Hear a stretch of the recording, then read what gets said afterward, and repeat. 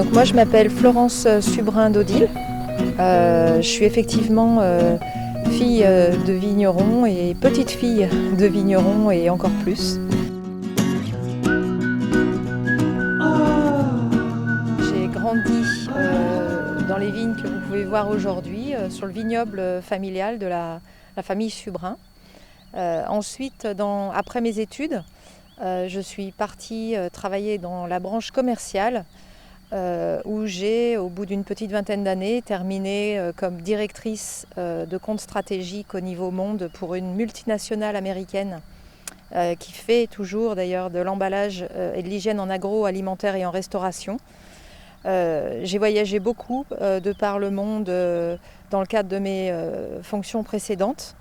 Et puis effectivement, je suis arrivée à une sorte d'impasse où je ne voyais plus vraiment le sens de ce que je faisais.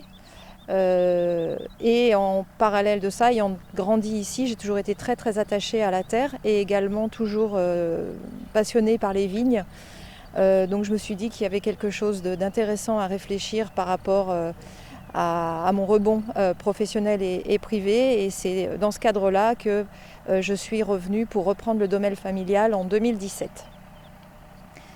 La vigne où on se trouve aujourd'hui est une de nos plus vieilles parcelles qui a été plantée il y a plus de 50 ans, presque 55 ans, en 2 fois, par mon père et mon grand-père. Donc mon père se trouvait à cette époque à l'armée, vous voyez, donc une bonne 50aine d'années. Donc nous sommes sur le domaine du Crais de Bine.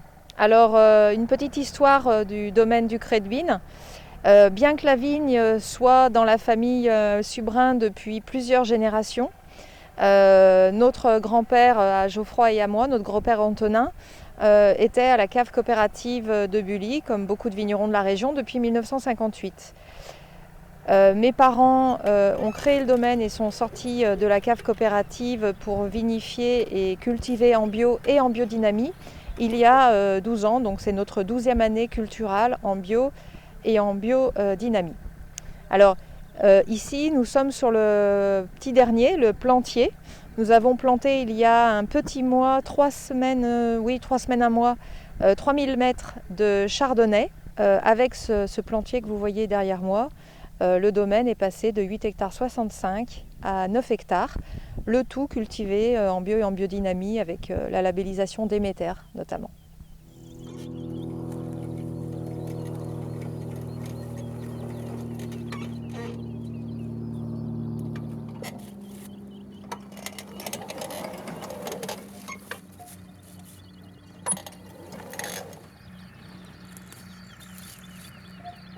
Je crois que la première raison pour laquelle ils sont passés en bio et en biodynamie, c'est que pour eux, bien qu'en étant en agriculture raisonnée depuis les années 80, ils ne voyaient pas de futur sur ce type d'agriculture. Ils n'envisageaient pas de futur économique, de valorisation du patrimoine et également de culture du vivant, du terroir, sur le mode de viticulture conventionnelle.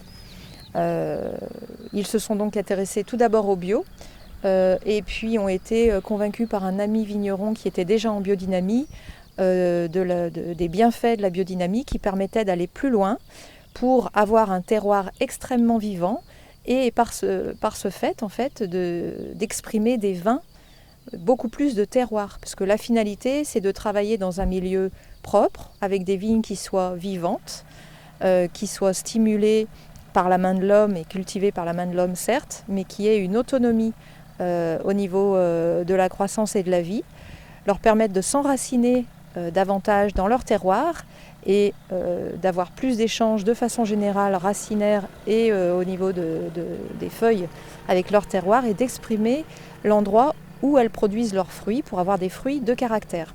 Ces fruits de caractère, étant vinifiés de façon douce traditionnelle, permettent de produire un vin de terroir, un vin de caractère qui reflète notre travail et notre terroir ici et aucun autre.